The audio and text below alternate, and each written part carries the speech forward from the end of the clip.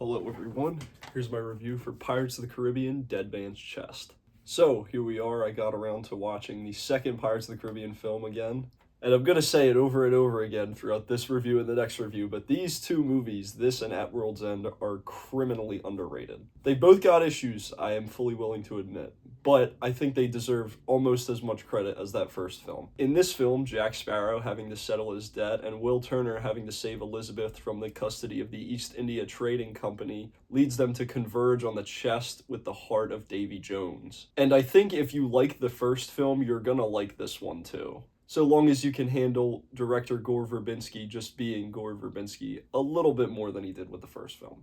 For some reason, this and At World's End get a lot of flack, but I really can't understand it. There is one action set piece that I do think is a bit unnecessary, that being the cannibal sequence, but it's still a very fun set piece. It's wildly entertaining. My only issue with it is that you could kind of drop it from the plot and not much would change. But for what might be like a 15-minute sequence, that's probably not a good thing. Otherwise, though, I think this movie is every bit as good as the first film. The acting is, once again, great. The returning cast from the first film are just as good as they were there. But the additions to the cast are spectacular. Bill Nighy as Davy Jones is maybe one of the greatest villain performances in blockbuster cinema. But the villain that gets overlooked in these films is Cutler Beckett, who is played by Tom Hollander, and he is equally good. The first film already had pretty great visual effects, but this film is a step up even from that.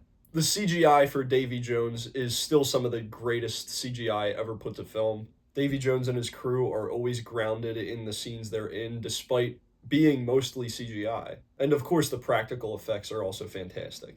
I think Dead Man's Chest, but this trilogy as a whole, have so much heart that a lot of blockbusters are missing these days. This movie is big, it's loud, it's exciting, but it never loses sight of the characters that are in those action sequences.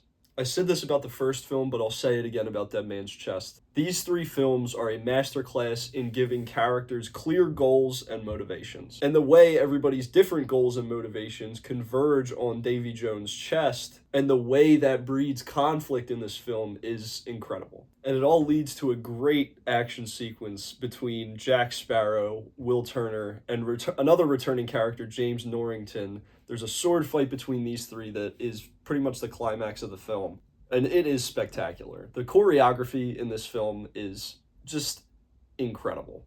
Like I said, Gore Verbinski does push the bar a little bit further in this film in terms of how wild he can get with some of the set pieces. And if your tolerance for that is not too high, I could see you not enjoying this film as much as the first one. But I love it.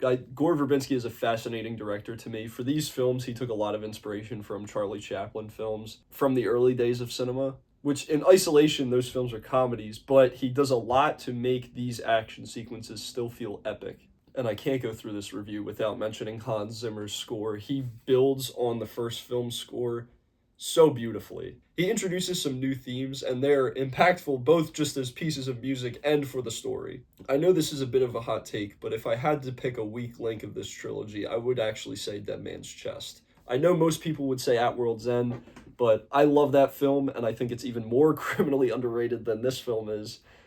But we'll get to that in the next review. So with that, I'm going to give Pirates of the Caribbean Dead Man's Chest a 9 out of 10. These first three films, but especially Dead Man's Chest and At World's End, just have so much authorship to them. You can watch these and know for a fact they are Gore Verbinski movies. And I think that's something missing from a lot of blockbusters today. So just like the first film, I can highly recommend this one. Anyway, that's it for this review. Stick around for the At World's End review. That'll be coming pretty soon, I'm sure. I haven't gotten back to that one yet, but I will in the coming days. But thank you for watching, and I'll talk to you all in the next one.